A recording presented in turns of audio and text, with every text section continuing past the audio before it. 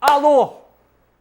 Está no ar, mais uma vez, o inusitado Pulando a Cerca. Um programa que não tem pauta, não tem roteiro, muito menos censura. É como a vida. Hoje, dia 15 de maio de 2015. Antes de começar o Pulando a Cerca, sexta-feira é dia de pular a cerca. Vamos homenagear o grande Luiz Antônio Pimentel, que faleceu aos 103 anos. É um brilhante intelectual que viveu a vida toda com uma grande poesia. Era um momento mágico. Bom, eu estou falando pular a cerca. Pular a cerca por quê? Por cima, pelo meio, por baixo. Porque a gente enxerga o outro lado. E o outro lado não tem sacanagem, não tem corrupção. Tem o quê? Educação, saúde, justiça e democracia. Por isso que a gente sempre pula a cerca. Pular a cerca exatamente como a vida. Cada convidado desse programa é uma fração desse país chamado Brasil,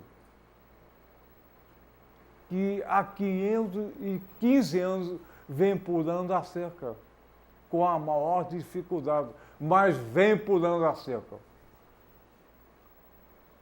Pular a cerca pode ser sacanagem ou superação. Eu sou o próprio pulando a cerca. Eu tive AVC, acidente vascular cerebral, que é a doença que mais mata do Brasil, e estou aqui no ar. Esse programa é todo feito em equipe. A equipe da UniTV. Gerson, mostra a equipe, por favor. Olha que equipe legal, olha só. Vamos lá. Ricardinho. Oba, Zada, pensando. Olha só. Arley Davidson. Arley, mostra o Gerson. Que segura, sorridente. Isso. É equipe. Então, bom, vamos chamar o nosso convidado. O nosso convidado é simpaticíssimo, cultíssimo, professoríssimo, gostosíssimo, teusudíssimo. É uma tesão convidar o André Parente, professor, a pular a cerca. Vem pular a cerca. Pula a cerca. Pulou, sentou. Isso.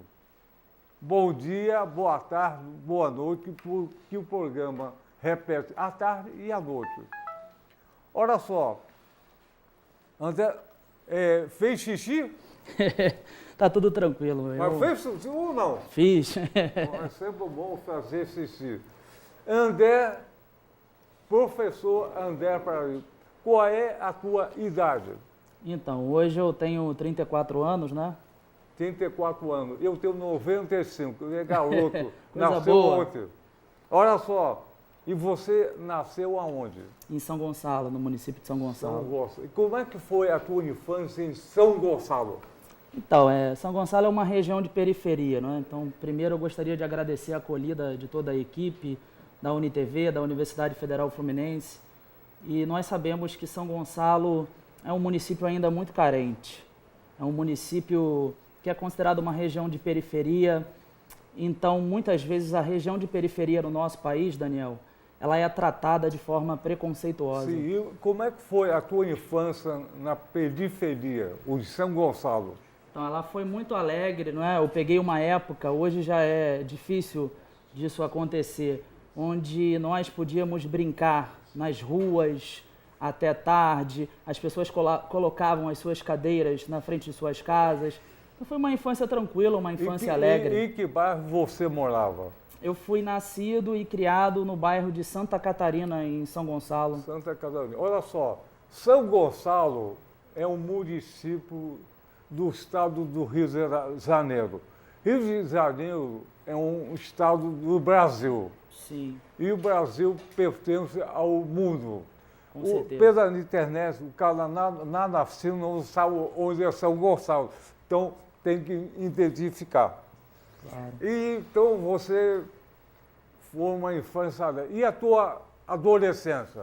Adolescência muito também alegre, né? Eu procurei sempre utilizar o tempo da melhor maneira possível, mas com todas as dificuldades e a complexidade que a adolescência ela traz por si só. Olha né? só, André, a tua família era grande? A minha família é grande, não é? Eu tenho duas irmãs, né? Então eu sou o único homem e tenho duas mulheres, né, como irmãs. E a família também, a minha avó, por parte de pai, ela teve 5 filhos, é uma família muito grande. Então você tem muito primo e prima? Tenho muitos primos. Olha só, e você brincava de médico com a tua prima? Já brinquei, já Já brinquei. brincou? Já brinquei. Olha só, brincar de médico é bom, né? Você é médico, né? Sabe? Brinco até hoje. Olha só, Com certeza. mas a prima é bom para brincar de médico. A grande vantagem da prima é brincar de médico. Existe essa relação. Você brincava de médico? Brinquei de tudo, como todo adolescente. E pulou a cerca? Com certeza, a gente aprende, né, de acordo com as experiências que vamos tendo também. Então, olha só, eles têm muita experiência, muita Todo mundo tem pulação história. de cerca. Brincou de médico, brincou de médico muito cedo, é bom. E olha só, e depois, você, depois da juventude, você foi à faculdade? Sim, aí a identificação com a educação, né, ela foi acontecendo naturalmente, até por toda a complexidade da adolescência, da juventude, que nós sabemos, né, que aliás, é uma fase pouco estudada, é importante dizer. Nós temos material publicado sobre a infância, mas o adolescente, geralmente, ele é encurralado entre 2 etapas, e isso sempre mexeu muito comigo, não é? E aí nós começamos a nos aproximar da área da educação, até conhecendo outras pessoas com mais experiência, trabalhos importantes no campo pedagógico. Um grupo de São Paulo faz um trabalho muito bonito também, através da editora Comênios, também com educadores interessantes. Calma. Olha só, você foi à faculdade fazer que curso? Primeiro História, depois Filosofia. Eu vou perguntar a você, aqui a gente tem que conhecer a pessoa. Na televisão comercial se fala ele, aqui eu vivi, eu fiz, eu não fiz. A minha pergunta é o seguinte, a história e a filosofia entrou em você, ou você entrou na história ou na filosofia? Por essa escolha. Então, eu entrei na história e na história eu estava já saindo da história e indo para a filosofia. E depois entrando na filosofia, ou na filosofia saía da filosofia para ir para outras áreas e para a história. Então eu me identifiquei muito com o nome do programa, Pulando a Cerca. Eu estou sempre um cigano numa viagem rumo ao novo, ao diferente. Eu não gosto de camisa de força. É isso que eu então, olha só, dizer. Mas o que fez você entrar na história da faculdade, educação? O que fez? O que fez você entrar? Além dessa relação natural com os jovens, com os adolescentes e com as crianças, existem 2 educadores que são importantes na minha formação. Não é? Isso em vida, não é? Claro que depois eu vou falar um pouquinho do Herculano Pires e da influência dele na minha formação. Mas eu tive a chance de conhecer o educador português, José Pacheco, da Escola da Ponte. Que conhecido. É muito conhecido no mundo todo. E ele fez um trabalho incrível na Escola da Ponte em Portugal, até 2006. E depois ele veio para o Brasil para ajudar a nossa educação. Assim como outro português tinha feito também, o Agostinho da Silva, outro grande educador português. E aí eu tive a chance de gravar um programa com o José Pacheco de rádio, na Rádio Rio de Janeiro, e eu tenho uma influência grande do trabalho dele. E a outra educadora, que é importante na minha formação, é uma educadora que é, sem dúvida nenhuma, hoje a maior especialista em pestalose no Brasil. Ela se chama Dora Encontre. Ela tem um trabalho muito bonito voltado para crianças em São Paulo, através de uma editora, a editora Comênios, em Bragança Paulista. Os dois têm uma influência muito grande na minha formação como professor e como educador.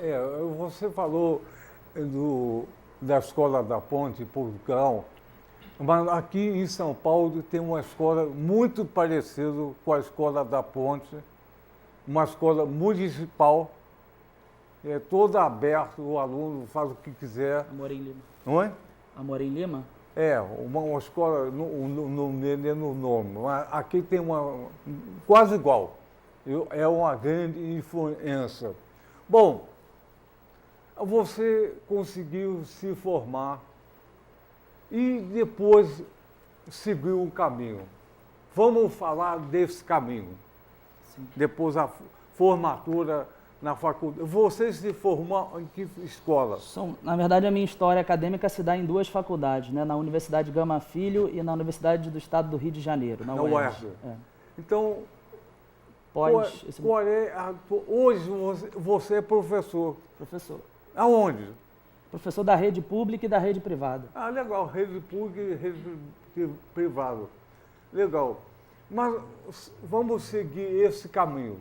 Qual foi o caminho que você, depois da escola, na faculdade, fez? Então, quando um professor... Aliás, eu tive a chance de encontrar o José Pacheco praticamente antes de iniciar minha trajetória como educador. Então, isso mexeu profundamente comigo. Até pelo que ele conseguiu realizar ao longo de um trabalho do projeto Fazer a Ponte, um projeto de 30 anos. E quando eu adentrei o mercado de trabalho e fui conhecer as escolas, naturalmente eu acabei me frustrando, porque é muito difícil para quem acredita na pedagogia, na educação, aplicar ideias no campo educacional.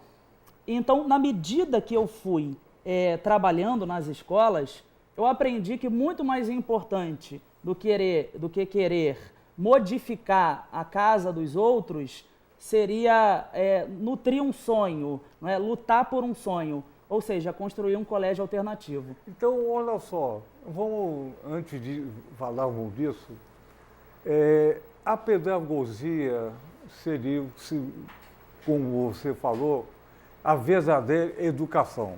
Sem dúvida. Mas a verdadeira educação é um paradoxo com o poder. Sim. O poder no mundo capitalista, que é o nosso, não quer que você aprenda. Verdade. Quer usar o teu corpo, não a tua cabeça.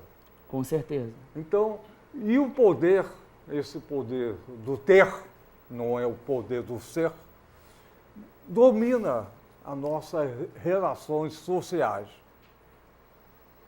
E a pedagogia é alguma coisa contra esse poder autoritário.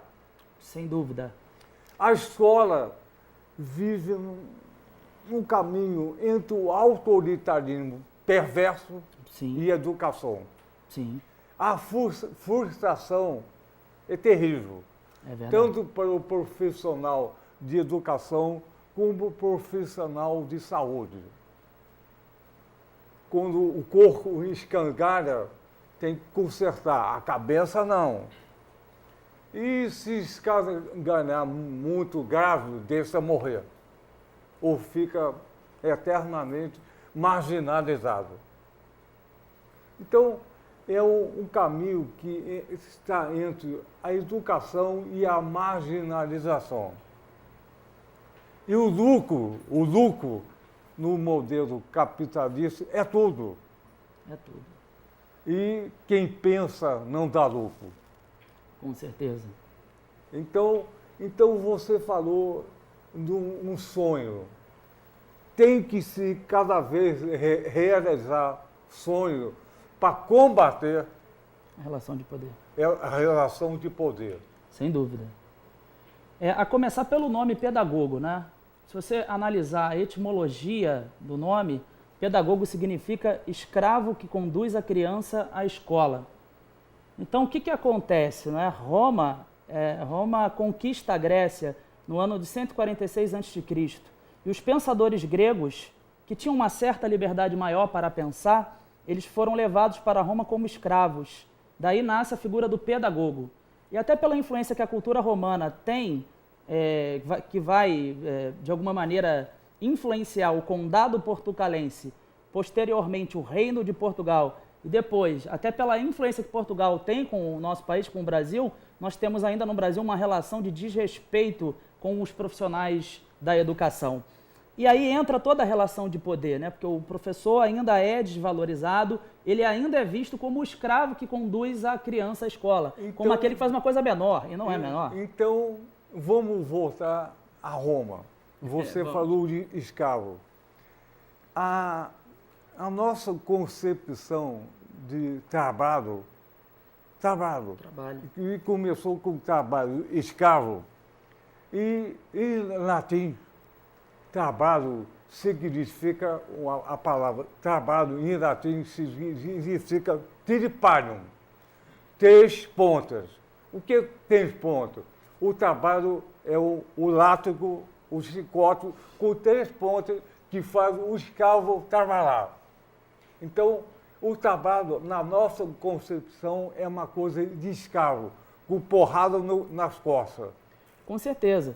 E também, durante muito tempo, não era todo mundo que trabalhava, né? Na verdade, o trabalho foi visto, ao longo da Idade Média também, como uma forma de expiação, como uma forma de punição. O clero, por exemplo, não trabalhava, as pessoas tinham privilégios, etc. Mas com o liberalismo, a nobreza, né, a classe dominante da época, nunca trabalhou, gostava só das festas. Até hoje. Na verdade, nós temos uma classe também, a burguesa hoje, né, que é a grande traição, né, que se assemelha muito à classe que ela queria transpor. Mas, Daniel, o que me vem agora na mente é que com o liberalismo, eu acho que a gente tem que parar nesse ponto, o liberalismo é dividido em 2 partes, né, o político e o econômico. O político, o pai foi o John Locke, é o cara que vai criar o conceito da propriedade privada, que vai fundamentar a sociedade capitalista posteriormente, e o pai do liberalismo econômico é o Adam Smith, que vai dizer que o Estado não deve intervir na economia. O liberalismo vai cultuar o trabalho. Adam Smith, todos os liberais. E aí o trabalho vai ser visto de forma positiva. Todo mundo aqui já deve ter escutado, né? O trabalho enobrece, todo mundo tem que trabalhar o tempo todo. Estava escrito na porta de Auschwitz, na Alemanha, o que é concentração, o trabalho edifica o homem. Pois é, uma ideologia isso, né? Liberal, né? Depois é morrer na cama de gado. Olha só, mas seguindo o caminho, qual é o sonho que o André Parente, professor, está conseguindo realizar? Bem, nós temos um projeto Colégio José Herculano Pires. Esse projeto começou em 2007, e que busca construir uma escola alternativa, se inspirando e não copiando, mas se inspirando nas grandes escolas da história da educação. E desde a Academia de Platão, por exemplo, Platão na Academia fundou um colégio muito interessante, fazia debate com os alunos, estimulava a dialética, né, como um instrumento de aferição da realidade. E, nesse sentido, todas as escolas alternativas são importantes, como um elan nos puxando para que nós possamos realizar esse sonho, né, de construir um colégio onde o principal seja discutido. Por exemplo, o processo de ensino-aprendizagem, que ninguém discute, é o mais importante da educação. Nós estamos combatendo efeitos, me lembro até de um pensador muito importante na minha formação, o Thoreau, que ele fala isso, nós temos milhares de homens combatendo efeitos, mas é difícil encontrar um homem para chegar à raiz dos problemas. E nesse sentido, o mais importante da educação, que não é discutido, é o processo de ensino-aprendizagem. E aí nós temos, ora, uma educação centrada no professor, que pode desaguar num autoritarismo também, numa relação de poder, ora no aluno, que também pode desaguar numa outra relação de poder, mas nós não falamos do mais importante, que é a relação, né? que é como que as coisas são construídas. A relação pedagógica é o que mais devemos falar numa escola. Você está falando na vinculação. No vínculo. Olha só, então você falou em desenvolver e construir uma escola comunitária alternativa. Isso. O nome da escola é José Herculano Ribeiro. Olha só, você, Carlos, não está copiando a escola da Ponte. Não tem como. Mas, o Zaza, nós vamos batizar essa escola, o José Herculano Ribeiro, não é um nome grandioso, mas podia se chamar Escola Pulando a Cerca.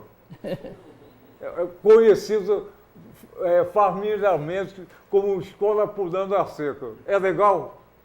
O sobrenome, Daniel. De sobrenome seria muito legal, não, Pulando a Cerca. Seria... Não, é a Escola José Herculano Ribeiro. Pires. Mas é conhecida, passou a ser conhecida comunitariamente como Escola Pulando a Cerca. Boa ideia.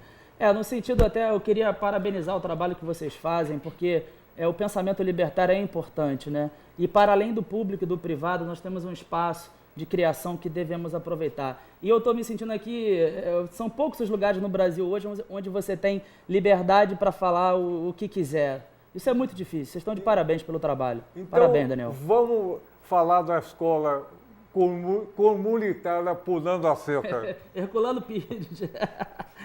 Porque o Herculano, para nós, é alguém... É o próprio Pulando a Cerca. O Herculano é um libertário, em certa medida, porque ele fez filosofia com 44 anos.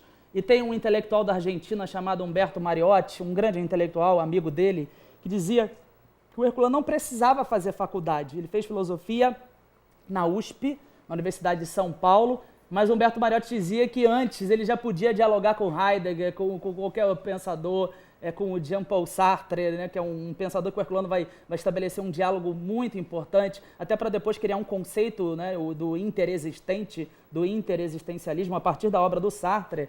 Mas o Herculano respeitava o Sartre, mas achava que faltava alguma coisa. E aí, nesse sentido, o Herculano ele nos despertou intelecto moralmente, né? Nós temos muito carinho.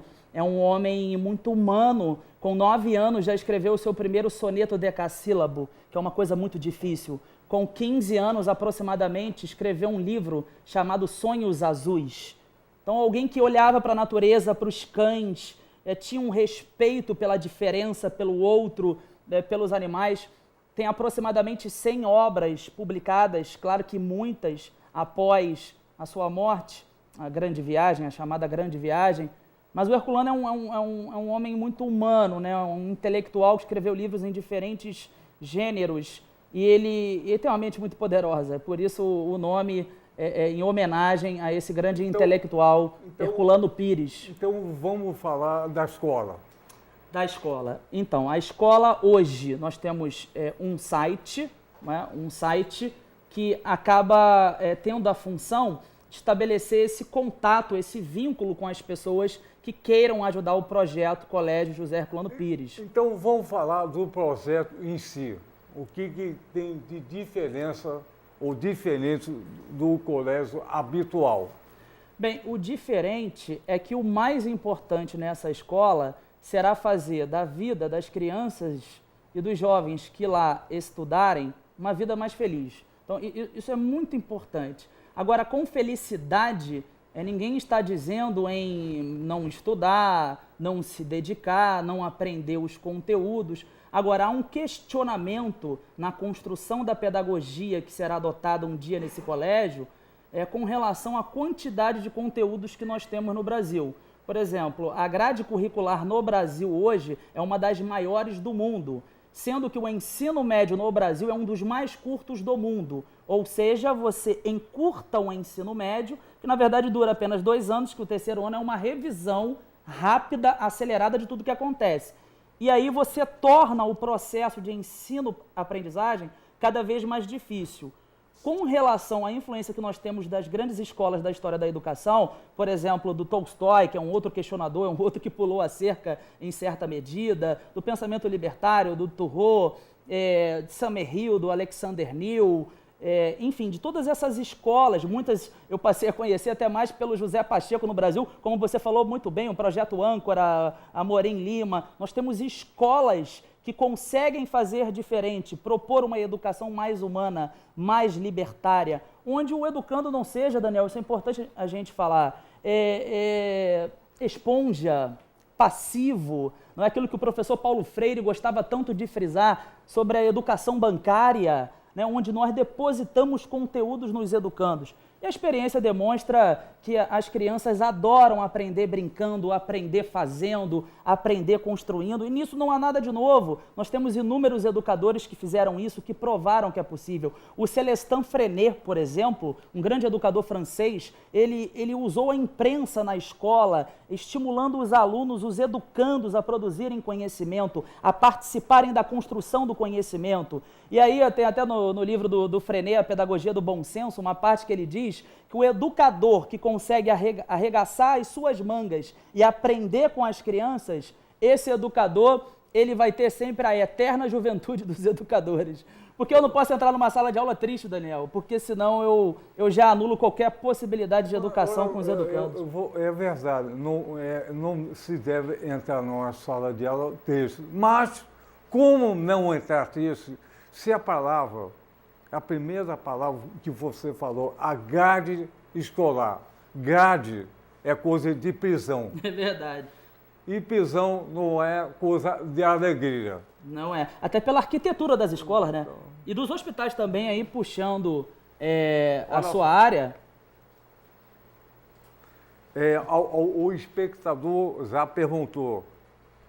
2 espectadores. Já tem primeiro, Paulo Freire influenciou a tua vida? Eu acho que o Paulo Freire, ele influencia a vida de todo aquele que trabalha com educação por amor. E a veia social que ele era portador, em livros importantes, como A Pedagogia do Oprimido, que é da onde vai ser gestada a Pedagogia da Esperança. O Paulo Freire tinha um termo que eu gosto muito, ele se preocupava com os esfarrapados do mundo. Porque, Daniel, não podemos mais ter no Brasil 2 escolas. Nós temos 2 escolas no Brasil, uma pública e uma privada. Nós não podemos, já que eu posso falar tudo que eu penso, nós não podemos mais dividir o Brasil, as crianças brasileiras, através de uniformes. Nós temos que ter uma única escola para todos. Claro que permitindo a liberdade de pensamento para quem quiser ter alguma escola alternativa, mas a pública precisa funcionar. Isso que eu estou querendo dizer. Esse modelo de 2 escolas é a escola do rico e do pobre. Olha só, outra pergunta. E os jovens querem realmente estudar ou esse modelo fracassou? Na verdade, esse modelo não fracassou. O que acontece é o seguinte, nós temos uma sociedade baseada no lucro. É o que dizia o professor Herculano Pires. Como pode os princípios superiores da educação eles se adequarem a uma sociedade baseada no lucro? Não tem como. Ou uma coisa é, ou ela não é, né? Uma coisa não pode ser e não ser ao mesmo tempo. Então, uma sociedade baseada no lucro, Daniel, que é o que você falou também, no ter e não no ser, ela é totalmente voltada para resultados, certo? Mas o que nós podemos dizer, e é o que a experiência demonstra, que quando um trabalho sério é feito num colégio alternativo, ele pode preparar tanto para a sociedade, no sentido técnico, como para a vida ao mesmo tempo. Agora, não dá para nós querermos formar os cidadãos se a nossa educação não está preocupada em formar os cidadãos, não é? A educação é muito mais do que preparar para o mercado de trabalho, é isso que nós estamos querendo dizer. Professor André, olha só, quando você fala em alternativo, eu logo penso o seguinte: alternativo é uma coisa de segunda linha, não é de primeira. A primeira é oficial. Eu estou falando, corrigindo um termo equivocado. Não é o colégio alternativo, é alternativa em educação. Alternativa em educação. Então, colégio alternativo, você entra no jogo com segunda ou Ficar terceira. à margem, né? De ficar à margem. Segunda ou terceira linha. O principal é o colher oficial. E o que é o oficial? É pode ter alternativa até a oficial. Então, alternativa em educação não é colégio alternativo. Eu estou tentando rever esse termo, que é um termo, na minha visão, totalmente equivocado. Olha só, estou dando uma aula para o professor. Não, com muita alegria e simplicidade. A vida é uma troca. Eu não falei. O programa, o apresentador do programa sou eu, Daniel Sutoriano, esse médico, esqueci, conversei. E o produtor é o Jorge Pessano, jornalista, e a equipe toda aqui. Tem que nomear também. Então, vamos falar de alternativa em educação. Agora está legal. Então nós temos hoje 2 terrenos, aproximadamente o espaço, ele não é muito grande nem muito pequeno, são 1.100 metros quadrados. Pô, é um mundo! E a arquitetura, ela já é questionadora, né? Nós temos hoje uma profissional da própria Universidade Federal Fluminense, né? Muito bem formada. Aliás, gostaria de parabenizar também o curso de arquitetura. E ela atualmente está construindo um muro, que vai ser um muro diferente, vai ser um muro arborizado, um muro criativo. Porque, como já dizia Michel Foucault é importante, a arquitetura desses espaços pedagógicos, ela acaba servindo a um modelo das prisões oficiais e conhecidas do século XIX, não é, como do próprio Bentham, né, o modelo do Bentham, do pensador ligado ao utilitarismo. E nesse sentido, o hospital ele precisa ter um ar de liberdade, a escola precisa ter um ar de liberdade. Nós temos uma experiência interessante também em Franca, São Paulo, um médico, educador, doutor Tomás Novelino, junto com a professora Aparecida, eles criaram o Educandário Pestalozzi. Tomás Novelino, ex-aluno de um grande educador mineiro que quase as pessoas não falam, Eurípides Bassanufo, um grande educador mineiro. E os ex-alunos desse professor, Eurípides, não é? Foram se espalhando pelo Brasil. Tomás Novelino criou um colégio e ele se tornou também o jardineiro do colégio, porque a parte estética na educação ela é muito importante para estimular o belo, né? Para que a criança se sinta alegre nos espaços pedagógicos e não numa prisão, como você colocou muito bem. Então, olha só, a arquitetura tradicional da escola do hospital é um modelo prisional. Sim. E eu trabalhei no hospital, eu fiz um processo chamado Conto com Você, Magia e Encantamento, no Getulinho. Getulinho. Primeira coisa, pintamos as paredes coloridas. Arrancamos aquele cartaz com a enfermeira nazista pedindo silêncio. Silêncio no hospital é morte. E a escola também, normalmente, é cinza pesado. E trouxe para o hospital tudo que era arte. A orquestra, bando de crianças desenhando. Conseguimos diminuir o termo de internação anual em 30%. Fazer uma zona danada. Que bonito. Um hospital. Eu sempre falava, se o pior lugar do mundo é o hospital infantil, o pior lugar do mundo é um hospital de crianças com doença, se a gente consegue melhorar, por que não pode melhorar esse país, o mundo, a partir desse hospital? Então, qualquer coisa que se faça diferente, um museu com árvore, uma arquitetura aberta, legal, e o aluno participando é importante. O aluno fica refratário, marginalizado, entra e sai como se fosse um robozinho. Na verdade a ideia é essa, né? A ideia do suplício, ela passou por uma transição, né? Hoje você não tem mais o suplício na praça pública, mas você tem um outro tipo de controle, muitas vezes ao ar livre, né? Exato. E as matérias, a grade escolar... É que eu não quero... você está me levando a falar de uma coisa que está sendo formada, mas de antemão eu posso garantir para você que toda essa estrutura rígida, ela será questionada, não é? Com relação à necessidade. Hoje nós vivemos um problema na educação das múltiplas avaliações onde os aspectos quantitativos acabam superando os aspectos qualitativos. Então, na nossa escola, por exemplo, ninguém vai ficar reprovado. Sabe por quê? Porque todo mundo vai aprender.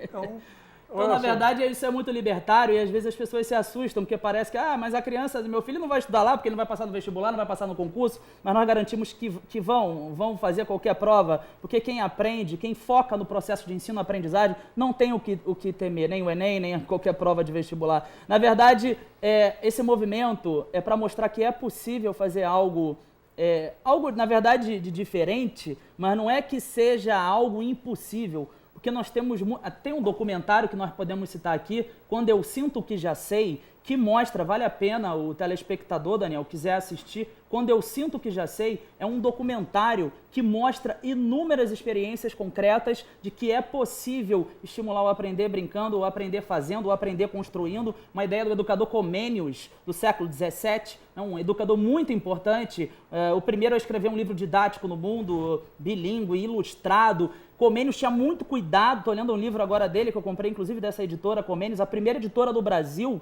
a publicar o livro do Comênios, a Pampédia. Você encontra didática magna nas livrarias. Agora, a Pampédia, a partir de uma autorização que veio de Portugal, que eles conseguiram junto à família do tradutor, né, que fez a tradução em Portugal, eles fizeram um trabalho muito importante, que ainda vai ser reconhecido no futuro, que é a publicação da obra Pampédia do Comênios, a primeira editora a publicar no Brasil. E o Comênios falava disso tudo que você está falando, Daniel, já no século XVII. Pois é. Olha só, legal. Olha só, vamos pensar o seguinte, todo esse modelo da escola, ou da saúde, ou da doença, é pensado para não funcionar. Nada disso é por acaso, é tudo pensado. O dinheiro do Fundeb é desviado, todo mundo sabe, né? Não é que, especialmente, no mundo capitalismo ocidental, pelo menos, tudo é pensado para não funcionar, para ter tratamento à doença e não à saúde, para escolarizar e não aprender. É uma sociedade de medicamentos, né? Não é uma sociedade de cura. Não aprender. Então, tudo é pensado. A grade escolar, que é uma grade de prisão, para não se pensar. A escola é pensado para colocar de cabeça para baixo, esquizofrenizar o aluno. Ele vai para a escola aprender, o morango é vermelho. Ele nunca viu morango. Pois é, uma coisa que Paulo Freire falava. Olha só, a criança que mora na periferia tem um espaço da casa muito reduzido, confinado. E a escola toda organizada em cadeirinha. O mundo dele fica de cabeça para baixo. O banheiro da periferia, da favela, é uma coisa ruim, nem tem. E é obrigado na escola a mijar no banheiro que não conhece. Então, toda a cultura da escola é uma cultura burguesa, que é introduzida numa pessoa que não tem, infelizmente não tem, porque o modelo não quer que ele tenha essa cultura, educação e desenvolvimento. E a burguesia não quer, a elite não quer que você, a criança, o adulto, vá para frente e pensar. A maior evolução do homem, o que é pensar. É pensar. E o pensamento é tudo. Pensar é transgredir. Exatamente. Pensar é transgredir. A grande revolução do ser humano é pensar. E a elite, a burguesia, não quer que você pense, quer manipular. Daniel, se você me permite, eu tive um aluno numa escola que eu trabalhei, da rede particular, em Maricá. O nome dele é João. Eu lembro que o João não copiava muito, não usava muito caderno. E existiu uma recomendação para que ele copiasse. E aí, muitas vezes, no conselho de classe, muitos colegas achavam que o João era incapaz. Né? Às vezes até aparecia aquelas nomenclaturas, João é burro, que nós ouvimos, infelizmente, muitas vezes na educação.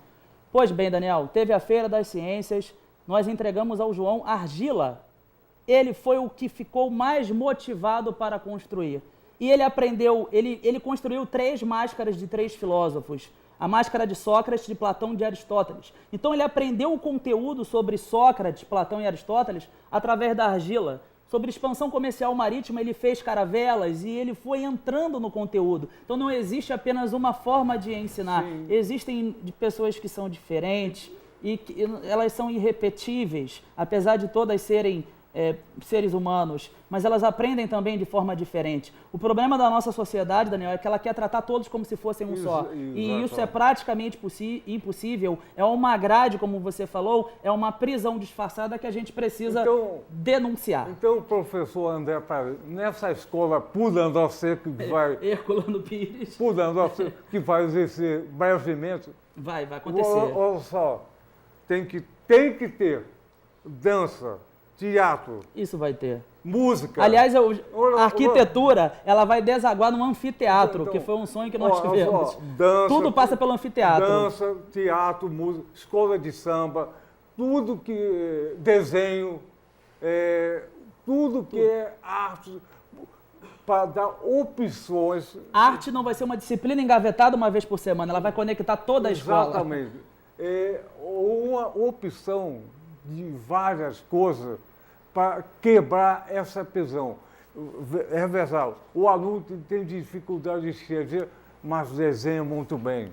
Com certeza. Dança muito bem. Existem diferentes tipos de inteligência, né? Exatamente. Precisamos reconhecer a literatura mais atual nesse aspecto na educação. Então, e esse colégio, ele vai ter 3 princípios que outros colégios também praticaram, né? Liberdade, amor e ação. Liberdade não no sentido de libertinagem, mas no sentido de entender que o ser humano precisa aprender a decidir, aprender a escolher. Ação porque os educandos precisam aprender fazendo, aprender construindo. E amor porque o amor deve nos mover para tudo o que fazemos, seja na saúde, como inúmeros médicos conseguiram demonstrar amor pela profissão de médico. Nós também temos que ter amor pela nossa profissão de professor. Como dizia o Gandhi, o amor é como fogo e derrete qualquer fibra. Quando não conseguimos atingir o outro através do amor, não é que o outro seja muito duro, e sim porque o nosso amor não foi suficiente para tocá-lo. Olha só, você falou em vários... Eu vou colocar também um pensamento chinês. Pode ser. Olha só, um pensamento chinês coloca o seguinte: quando o sábio aponta a lua, o idiota vê o dedo. Não consegue ver a lua. É por aí. E vê o dedo. E a burguesia, a elite capitalista, acha que a população só vê o dedo, é o idiota. A burguesia só enxerga a panela, né, Daniel? Infelizmente. Então, só vê o dedo, não vê a lua. Olha, cada vez mais está o espaço ficando difícil. Enxerga a panela quando quer. Eu queria te pedir, até eu queria ler um poema aqui do professor, agora para a gente... Vamos terminar. Muito bonito, chamado Preparação, homenagem ao professor Herculano Pires, né, que nasceu em 1914 em Avaré, São Paulo, e morreu em 1979, que diz assim, ó: Preparação. Preparo a minha mala para a viagem. Não quero ir desprevenido para bordo. Quando partir o meu navio silencioso, sob pálidas estrelas, nas águas claras da renovação, não quero que os meus olhos se lancem para a terra com tristeza. Conto os dias, conto os meses, conto os anos, e a cada instante mais eu me preparo, e mais me preparando, vejo a bagagem sempre diminuindo.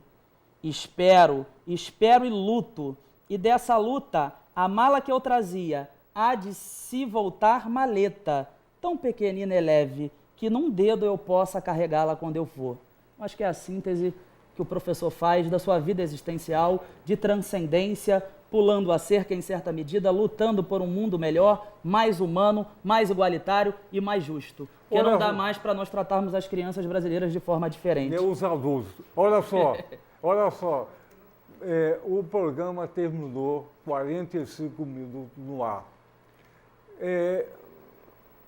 No dentista, 15 minutos de dentista parece 5 horas.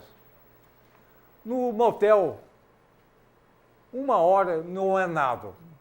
Pois é. Então, aqui é um grande motel que começa sempre a resolver as suas equações. Então, vamos terminar o nosso programa cantando.